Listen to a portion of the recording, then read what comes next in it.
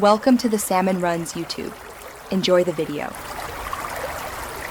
You start by opening Quick Settings, swipe down twice from the top edge to expand all tiles. Once visible, scan for the Nearby Share tile. It may be labeled Nearby Share or show the device-to-device icon. Tap and hold that tile to jump straight into the Nearby Share settings page.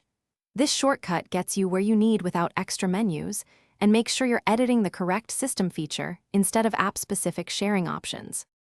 Once on the Nearby Share page, focus on device visibility controls because they determine who can discover you.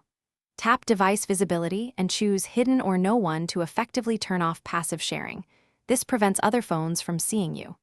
Make sure to also disable any Use Contacts or All Contacts options if present, because those expand discoverability.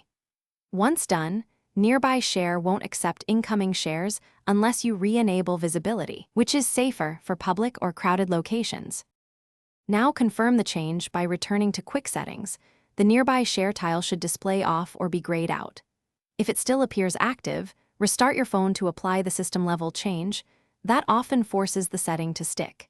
If you continue to see visibility despite toggling, go to Settings App's Nearby Share and clear cache or storage, then retry.